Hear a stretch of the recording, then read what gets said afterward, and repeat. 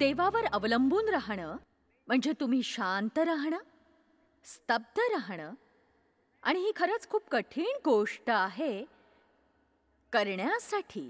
कारण आपल्याला बोलायचं असतं, आपल्याला काही सांगायचं असतं, आपल्याला आत्मिक व्हायचं असतं. अरे देवा, माझ्या देवा देवा देवा देवा देवा देवा देवा. स्तब्ध रहा आणि जाणा की मी देव आहे. म्हणून मी तुम्हाला सोपा गृहपाठ देणार आहे की जर तुम्हाला सुरुवात करायची असेल तर रोज सकाळी तुम्ही ती करा. आपण झेपणार नाही एवढी नको असं म्हणा, देवा आशीर्वाद दे, रोज सकाळी 1 तास मी देवावर अवलंबून राहीन. कारण मी तुम्हाला सांगते तुम्ही हे करू शकणार नाही. मी फक्त 10 मिनिटच करू शकायचे आणि असं मी कितीतरी दिवस करत होते. आमेन. आता मी खूप वेळ देवाबरोबर घालवते, पण म्हणजे पूर्णतः शांत राहणं एका वेळी हे फार थोड्या वेळा जमतं हो. कारण मी आहे कार्यरत कामसू. आमेन. पण मग मी पाहते काही मजेशीर घटना घडताना, देव लोकांमध्ये बदल घडवताना मी पाहते. तो माझ्यातही बदल घडवतो. मी बदल पाहिले स्थितीमध्ये आणि परिस्थितीमध्ये सुद्धा ज्या मला सोडून जातात.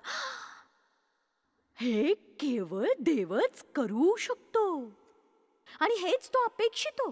त्याला नको असं आपण म्हणायला की देवाची स्तुती असो, शेवटी मी अनुशासित झालो, मी प्रत्येकाला अनुशासनावर धडा देऊ शकतो, आता इंद्रिय दमनावरही आणि स्वनियंत्रणावरही. कारण आता माझ्याकडे मास्टर ही पदवी आहे अनुशासन आणि स्वनियंत्रणावरची. कुणाला कळतंय का मी काय म्हणते? चला आता, एखादी गोष्ट आपल्याकडे अगदी सहजतेने येते आणि आपल्याला समजत नाही, दुसऱ्यासाठी ती इतकी कठीण का असते? पण देवाला नको असतो आपण तो विचार करायला, कारण आपण निश्चय करायला हवा. आणि आपण म्हणजे जरी आपल्याला त्याची गरज असतेच, निश्चयाची गरज असते, अनुशासनाचीही असते, गोष्टींना चिकटून राहणं गरजेचं असतं. आपल्याला त्या गोष्टी हव्या आहेत, आपल्याला चांगले निर्णय घ्यायचे आहेत, हा त्याचाच भाग आहे. तुम्ही ते सगळं केल्यावर तुकड्यांचे गठ्ठे उडतात आणि कळत नाही खरं चित्र काय आहे. पण जर तो वेळ तुम्ही देवाबरोबर घालवलात, वचनामध्ये, प्रार्थनेमध्ये, चांगली पुस्तकं वाचण्यात, धार्मिक कसरत केल्यासारखी मोठी प्रार्थना नाही म्हणायचं मला, नुसतं देवाशी बोला. देवा, माझा असा असा गोंधळ आहे, मला काही कळत नाही, तू माझं काम कर. परमेश्वरा, मी तुझ्यावर प्रीती करते, मी आभारी आहे की तू मला सोडून जाणार नाहीयेस. परमेश्वरा, माझ्या जीवनात मला तुझी इच्छा पूर्ण व्हायला हवी आहे, म्हणून मी जे सांगते ते मला देऊ नकोस जोवर तुला ते मला द्यायचं नसेल. आणि आता देवा, मी त्या जॉय स्मॅशच्या सभेला गेले होते एके दिवशी आणि अनुशासन आणि इंद्रिय दमनावरचं सगळं शिक्षण ऐकलंय मी आणि 99 वर्षापर्यंतची माझी खात्री पटली आहे जीवनात. मला ठाऊक आहे की या सगळ्यावर मी एकदम हल्ला करू शकणार नाही, पण देवा, एकाची निवड कर, एकावर तुझा प्रकाश पडून आम्हाला त्यातून जाऊ दे. पण माझ्यासाठी काहीच घडत नाहीये देवा जर तू मला मदत केली नाहीस. पण मी तुला सांगेन, दिवसभर पुटपुटत राहा, मला मदत कर देवा, मला मदत कर देवा, मला मदत कर देवा, मला मदत कर, मदत कर, मदत कर, मदत कर देवा, मदत कर. कुणाला पटतंय का मी काय म्हणते? तुमच्यापैकी किती जण तयार आहेत पाहण्यासाठी की आपण स्वतः परिपूर्ण आहोत, आपल्या कल्पना सुंदर आहेत, आपल्याकडे योजना आहेत, पण आपल्याला समजत नाही त्या यशस्वी का होत नाहीत. म्हणूनच माझा विश्वास आहे की देवाला आपण नेहमीच बाहेर ठेवत असतो, एका बाजूला. आणि मला विश्वास आहे हीच गुरुकिल्ली असेल इथे असलेल्या बहुतेकांसाठी आणि टीव्हीवरच्या दर्शकांसाठी. मला कळत नाही माझं आयुष्य कसं बदललं जेव्हा मी हे शिकले, आणि माझ्याकडे ती सोय नव्हती की कुणीतरी मला ते शिकवावं. जसं मी तुम्हाला शिकवते, मी काही पुस्तकं वाचली ज्यांची मला मदत झाली, जी 16व्या शतकात लिहिली गेली होती. कारण त्या काळातल्या चर्चची परिस्थिती पाहावी जिथे सगळंच विश्वासावर आधारित असायचं, जे तुम्हाला हवं असेल. बघा, देवाला आपल्या मनातली इच्छा हवी असते. तो म्हणतो, माझ्यामध्ये आनंद कर. प्रथम माझ्यामध्ये आनंद कर आणि मग मी तुला देईन. तुला पाहिजे असलेल्या गोष्टींसाठी झगडायची गरज नाही, त्याच्यामध्ये आनंदी राहा, तो देईल तुम्हाला. तुमच्या मनीषा, त्याची आराधना करा, त्याची प्रतीक्षा करा, त्याला सांगा की त्याच्याशिवाय तुम्ही कुणीच नाही आहात, तुम्हाला त्याची कशातही यशस्वी होऊ शकणार नाही, त्याच्याशिवाय शक्यच नाही ते. बघा, देव स्त्री किंवा पुरुषाद्वारे काम करू शकतो, पण सर्व महत्व देवाचंच असतं आणि सर्व महिमा. मला खूप शुभेच्छा येतात आणि त्याबाबत मी कृतज्ञ आहे मी या प्रोत्साहनासाठी. पण पुष्कळ वेळा जेव्हा लोक मला शुभेच्छा देतात आणि सांगत असतात की तू किती महान आहेस, मी देवाला म्हणते, काय सत्य आपल्या दोघांनाच ठाऊक आहे, नाही का? दोघांनाच ठाऊक आहे की तुझ्याशिवाय वेळ देवावर विसंबून राहण्यासाठी काढा. तो वाढू द्या, वाढवत न्या. आणि तुम्ही चकित व्हाल देवाचं कार्य पाहून. मी खंबीर आहे तुम्हाला अनुशासन आणि इंद्रिय दमन शिकवताना. तुम्हाला दुसऱ्या कोणाच्या कामात ढकलायचं नाहीये मला. तर समजावून सांगायचंय की आपल्यालाही गरज आहे वाढण्याची, आणि त्यासाठी गरज आहे निर्णयाची आणि जबाबदारीची. यापैकी काहीच घडणार नाही जर तुम्ही देवाबरोबर वेळ घालवला नाही. म्हणून आपल्याला देहाच्या कर्मात अडकायचं नाही. आपली शक्ती देवाच्या कामासाठी वापरायची आहे आणि आपल्याला त्याचं काम करायचंय.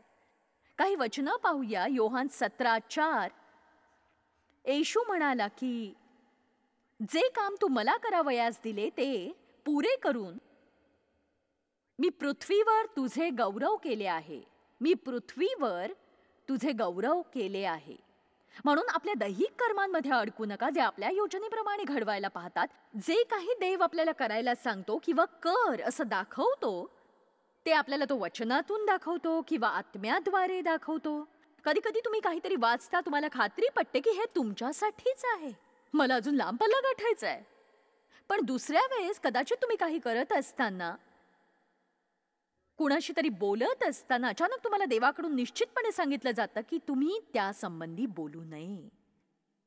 शांत राहावं. कदाचित तुम्ही तयारी करत असाल काही खरेदी करण्याचा किंवा सही करण्याचा त्या टिंबाच्या रेषेवर, आणि देवाला ठाऊक आहे याचा तुमच्यावर दबाव आहे, पण तुम्ही भावूक होता आणि मग खूप गोंधळ निर्माण होणार असतो आणि आतून तुम्हाला हे अयोग्य वाटत असतं. यालाच देवाकडून ऐकणं असं म्हणतात. पुष्कळदा ही केवळ एक जाणीव असते. तुम्हाला हे कळतही नाही की ही जाणीव कशी होते, पण तुम्हाला कळतं की हे असं काहीतरी आहे जे खरोखर तुम्ही करू नये असं देवाला वाटतंय. खरंच आपण ऐकणं महत्वाचं असतं आणि पवित्र आत्म्याने मार्गदर्शन केल्यावर त्याप्रमाणे देववचनात लिहिलेल्या गोष्टी करणं. नाहीतर आपण तसे होणार नाही जसे देवाला आपण व्हायला हवे आहोत आणि आपल्याकडे जे असावं असं देवाला वाटतंय. पित्या माझे गौरव कर, येशू म्हणाला, कारण मी ते कार्य पुरे केले आहे जे काम तुम्हाला करावयास दिले होते. काही वर्षांपूर्वी मी वाचत होते आणि मी रडायला सुरुवात केली. मलाच खरं कळत नव्हतं की मी का रडतेय, पण माझ्यावर खोलवर असा परिणाम झाला होता. आणि मग मी प्रार्थनेला सुरुवात केली आणि अजूनही मी प्रार्थना करते, देवा तू मला दिलेले कार्य मला पूर्ण करायचंय. पूर्ण. एक पाय तळ्यात आणि दुसरा पाय मळ्यात असलेल्या व्यक्तीसारखे जगू नका तुम्ही. अगदी सामान्य असल्यासारखे पुढे जाण्यासाठी जे काही करायची गरज आहे ते करा. पण आज निश्चय करा की तुम्ही ख्रिस्ती असाल, अगदी खरोखरचे. तुम्हीच एक आहात जे देवाला गौरव देता. तुम्हीच आहात देवाला शोधणारे आणि ठाऊक असलेले की त्याच्याशिवाय तुम्ही कुणीही नाही. आणि जेव्हा पवित्र आत्म्याला तुम्ही स्वतःवर कार्य करू द्याल तेव्हा तुम्ही ख्रिस्ताच्या प्रतिमेसारखे घडवले जाल आणि सहमत व्हाल. प्रेषित पौल गलतीकरांस 4:19 मध्ये लोकांना सांगतो, तुम्हामध्ये ख्रिस्ताचे स्वरूप निर्माण होईपर्यंत मी तुम्हाशी लपटून राहिलो असतो, तुम्हासाठी प्रार्थना केली असती, तुम्हाला शिकवण दिली असती. हाच माझा स्वभाव आहे. मी तुम्हाला एकटं सोडणार नाही जोवर तुम्ही देवाला हवे तसे होत नाही. आणि जर तुम्हाला तसं करायचं नसेल, तुम्ही तुमचा वेळ वाया घालवताय माझा टीव्हीवरील कार्यक्रम बघून, कारण जे मी सांगते ते तुम्ही विसरून गेलात. कारण मी तुम्हाला जे सांगते ते तुम्हाला आवडतं ते नाहीये, तर देव मला जे सांगायला सांगतो तेच आहे ते.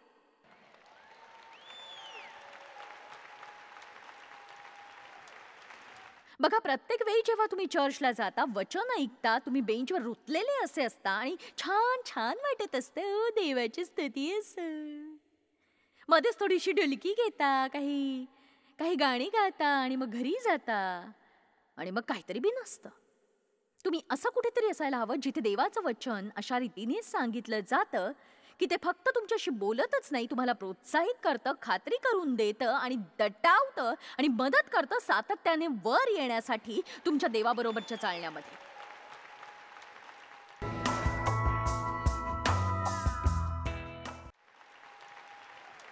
अशा गोष्टींनी मी खरंच उत्साहित होते. योहान अध्याय 9 वचन 4, ज्याने मला पाठविले त्याची कामे दिवस आहे तोपर्यंत आपल्याला केली पाहिजेत, रात्र रात्र येणार आहे, तिच्यात कोणालाही काम करता येणार नाही. याचा अर्थ येशू उत्सुक होता परमेश्वराचं काम करण्यासाठी आणि देहाची कर्मे टाळण्यासाठी. आपण जर इफिस्करांचा अध्याय 2 वचन 3 पाहूया. त्या लोकांत आम्हीही सर्व पूर्वी आपल्या दैहिक वासनांना अनुरूप असे वागलो. पौल आता ख्रिस्ती लोकांशी बोलतोय. तो म्हणतोय, ठीक आहे, असे तुम्ही होतात, पण आता मात्र तुम्ही तसे नाही आहात. एकदा का आम्ही सगळ्या दैहिक वासनांना अनुरूप असे वागलो, आपलं वागणं भ्रष्ट आणि भावनिक स्वभावानुसारच चालतं. आपल्या देहाच्या व मनाच्या इच्छेप्रमाणे आपण करीत होतो. आपल्या वासना, आपली बुद्धी भडक अशा कल्पनांद्वारे चालवल्या जातात. स्वभावतः इतरांप्रमाणे क्रोधाची प्रजा होतो, क्रोधाची प्रजा होतो. पण देव, तुम्हाला आनंद नाही वाटत का की देवाने या तुमच्या गोंधळात हस्तक्षेप केलाय? पण देव खरंच आला आणि आमच्यामध्ये आला. एक सांगू का, देव तुमच्या आत आहे. तुमचा आत्मा तुमच्या असण्याचा मध्यभाग आहे आणि देव त्या ठिकाणी आहे. तो आला, त्याने सफाई केली आणि तुम्हाला आतून त्याने पवित्र केलं. म्हणून बायबल आपल्याला संत संबोधतं, कारण जे साफ, पवित्र आणि शुद्ध नाही अशा कुठेही देव वसत नाही. म्हणून त्याने आम्हाला आतून साफ केलं आणि आता तो म्हणतोय, मला वाटतं तुम्ही शिकावं आतून बाहेरून स्वच्छ राहणं. चला आता देवाला धन्यवाद देऊया.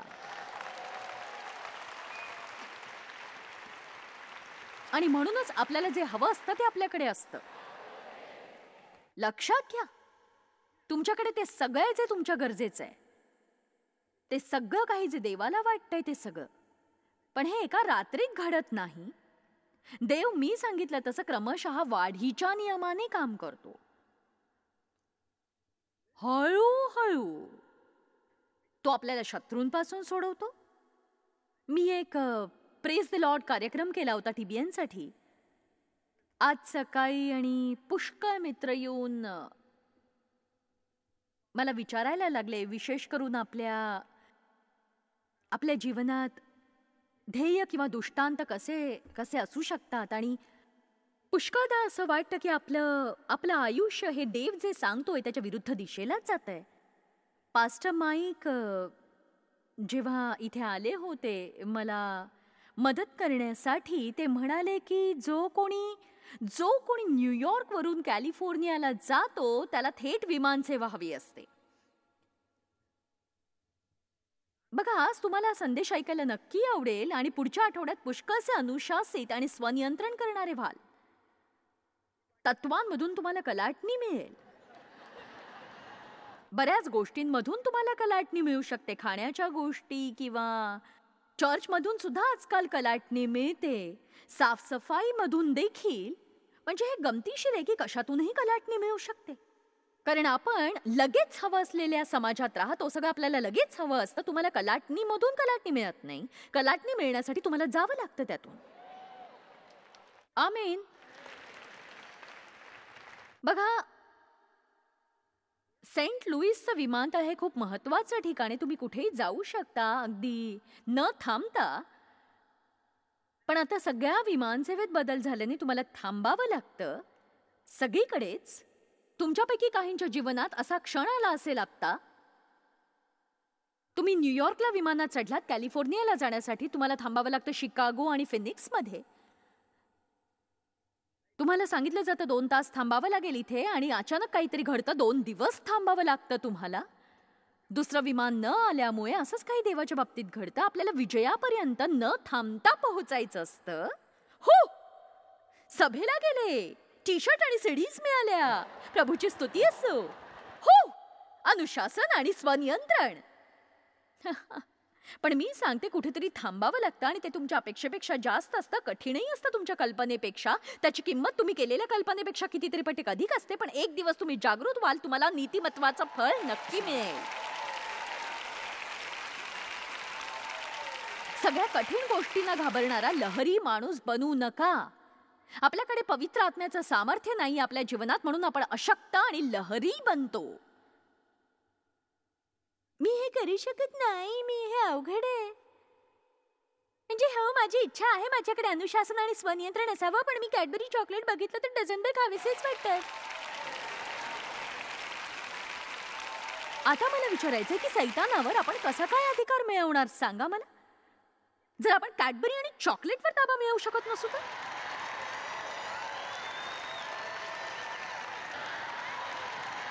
हो, म्हणजे मला बलवान व्हावंसं वाटतं, पण मग मला माहित नाही, मला नाही वाटत मी ते करू शकेन असं. तुमच्यापैकी काही विचार करतील दुसरा मार्गच नाहीये काही गोष्टी थांबवण्यासाठी. किती जणांना आईस्क्रीम आवडतं?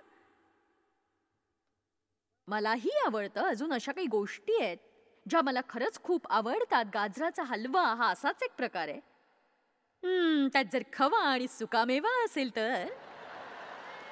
मला खव्यापेक्षा सुकामेवा जास्त आवडतो आणि म्हणून वाढून घेताना मी जास्तीत जास्त सुकामेवाच घेण्याचा प्रयत्न करते. पण म्हणून मी स्वतःला शिस्त लावली आहे की आठवड्यातून 2च वेळा डेझर्ट खायचं. आणि जेव्हा मी खाते मला स्वर्गप्राप्तीसारखं वाटतं. इतका आनंद होतो मला, जणू तो एक कार्यक्रम असतो. मी खुर्चीवर बसते, मस्त एक योजना बनवते. ज्या दिवशी मी गोड खाणार असते मी इतर खाण्यावर नियंत्रण ठेवते. दिवसभर मी जास्त ब्रेडही खात नाही. मग मी हे खाण्यासाठी सज्ज होते. पण जर कुणी शेवटच्या क्षणी सांगितलं की आज तुला गोड मिळणार नाही, तर मग म्हणून आपण म्हणूया तुम्हाला आईस्क्रीम आवडतं. तुम्ही स्वतःला शिस्त लावली आहे पुष्कळ काळापासून. तुम्ही आता स्वतःला ते बक्षीस देणार आहात. तुम्ही आईस्क्रीम खाणार आहात. ती खाण्यासाठी तुम्ही जागा शोधून ठेवली आहे. कधी खाणार ते ठरवून ठेवलंय. त्यावर काय टाकून खाणार हे ठरलंय. आता तुम्ही ते चवीने खाऊ शकता. तुम्ही तयार आहात. तुम्ही म्हणता मला आईस्क्रीम खूप आवडतं, तोच माझा विकनेस आहे, मी आईस्क्रीमला नाही म्हणूच शकत नाही. मग मी असं तुम्हाला सांगेन की हो तुम्ही म्हणू शकता. तुम्ही म्हणता नाही मी नाही म्हणू शकत, मला खूपच आवडतं ते. मी तुम्हाला सिद्ध करून दाखवीन की तुम्ही जर नियंत्रण मिळवायला शिकलात तर तुम्ही नाही म्हणू शकाल नक्कीच. आता समजा कल्पना करा एका मोठ्या आईस्क्रीम पार्लरमध्ये तुम्ही गेलात. तिथे प्रत्येक प्रकारचं आईस्क्रीम आहे, जवळजवळ सगळ्या प्रकारचं टॉपिंग आहे. तुम्ही कल्पना करू शकणार नाही इतकं वैविध्य त्यांच्याकडे आहे त्या दुकानामध्ये. आणि मग आतली व्यक्ती तुम्हाला विचारते की तुम्हाला काय आवडेल, नाव सांगा, मी तुमच्यासाठी हजर करतो. तुम्ही सांगता तो तुमच्यासाठी तयार करतो भरपूर क्रीम असलेला आईस्क्रीम आणि चांगला मोठा चमचा घेऊन तो तुम्हाला देतो. आता माझा प्रश्न असा आहे की आता तुम्ही ते आईस्क्रीम खाली ठेवू शकता का? काही जण म्हणतील की नाही, दुसरा मार्गच नाही, असं घडूच शकत नाही. गोष्टीमध्ये अजून कशाची तरी भर घालू. तुम्ही चमचा भरून तोंडात टाकणार आणि आवाज ऐकलात की क्लिक. तुम्हाला तुमच्या डोक्यावर थंडगार वस्तूचा स्पर्श जाणवला. डोळ्याच्या कोपऱ्यातून तुम्ही एका मोठ्या केसाळ हाताला पाहताय. एक पिस्तूल तुमच्या डोक्यावर टेकवलंय.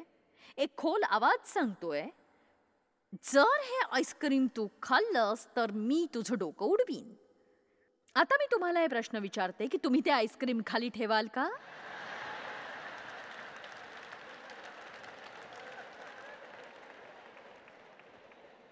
लक्ष द्या, मुद्दा असा आहे की आपण सगळेच नाही म्हणू शकतो जर आपल्याला परिणाम माहीत असतील तर.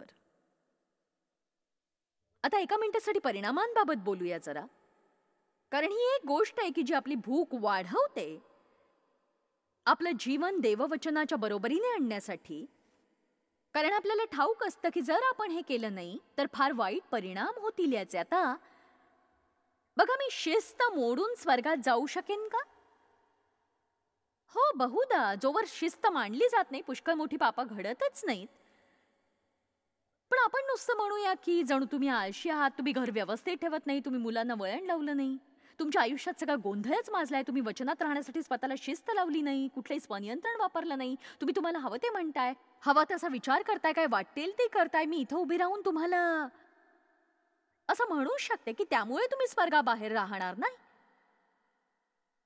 कारण आपण शिस्तीमुळे तारण पावत नाही आणि स्वनियंत्रणामुळेही आपलं तारण होतं. ते खरा येशू आपल्यासाठी मरण पावला यावर विश्वास ठेवल्याने. आणि बायबल म्हणतं खरा विश्वास जर तो खरा असेल तर त्याला पुष्टी कार्याद्वारे मिळेल. जर तुम्ही ख्रिस्ताच्या प्रेमात खोलवर जाल आणि ही चर्चला जाण्या पलीकडची पायरी आहे. मी माझं ख्रिस्ती आयुष्य 2 विभागात वाटलंय. मी जेव्हा केवळ धार्मिक ख्रिस्ती होते आणि जेव्हा मी गंभीर ख्रिस्ती झाले. मला वाटतं जो कोणी गंभीर ख्रिस्ती होत असेल, आणि म्हणून मी जरा तुम्हाला कडेला ढकलण्याचा विचार करतेय.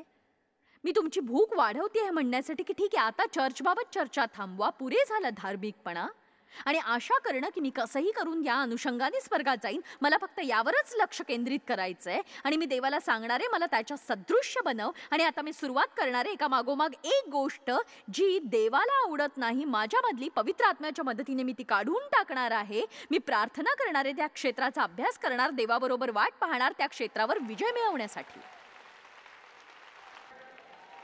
तुमच्या आयुष्यात तुमच्यासाठी काही चांगलं करण्याजोगं नाही, याशिवाय की प्रत्येक क्षण प्रगती करायची. मी म्हटलं तुमच्याकडे काहीही चांगलं करण्याजोगं नाही. तुमच्या आयुष्यासाठी प्रत्येक क्षण प्रगती करण्यात खर्च करण्याशिवाय.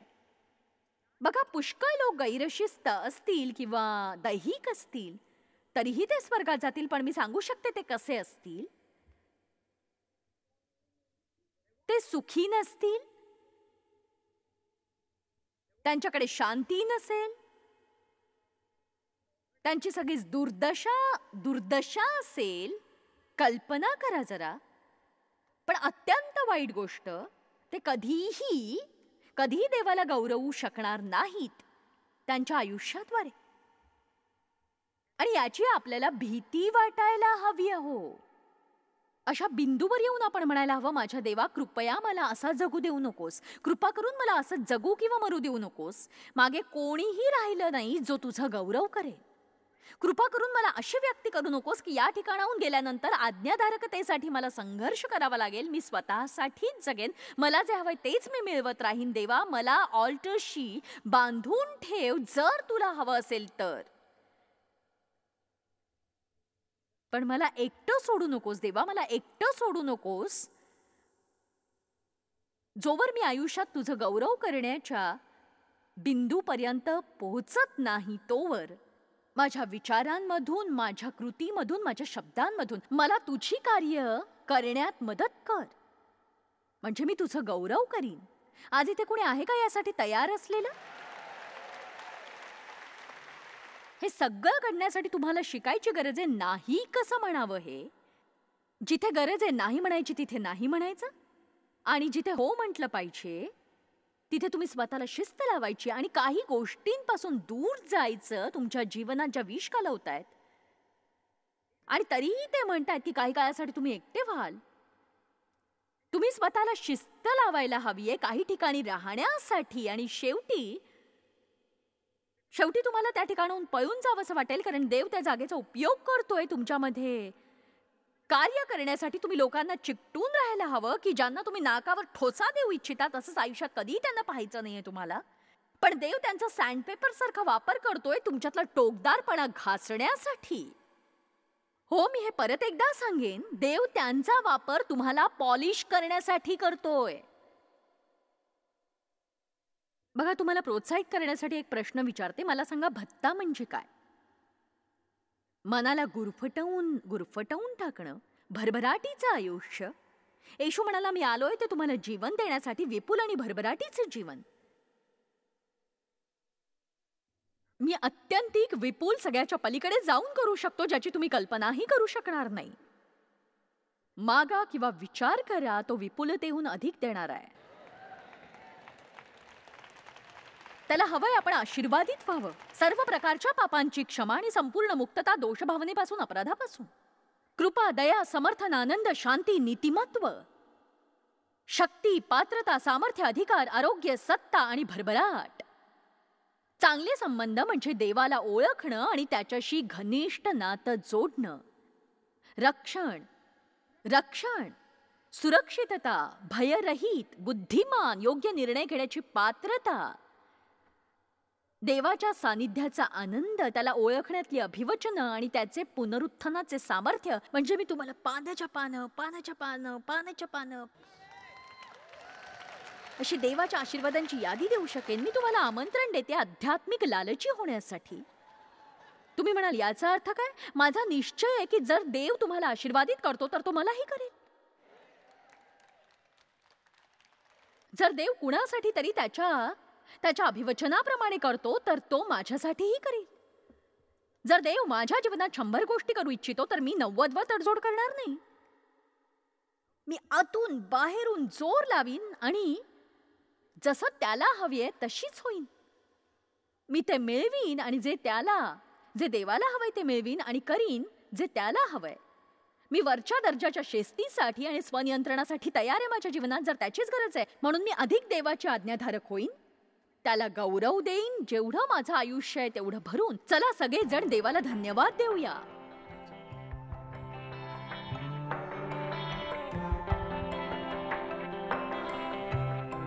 दैवी अनुशासन ही एकच अशी गोष्ट आहे जी जीवनात तुम्हाला हवी असलेली गोष्ट देऊ शकते. पुष्कळांना वाटतं आम्हाला काही गोष्टी मिळाव्यात पण ते त्यासाठी लागणारे कष्ट करत नाहीत. मी तुम्हाला या दोन्ही गोष्टी एकत्र करायला सांगतेय ज्याद्वारे तुम्हाला उत्तम परिणाम दिसतील.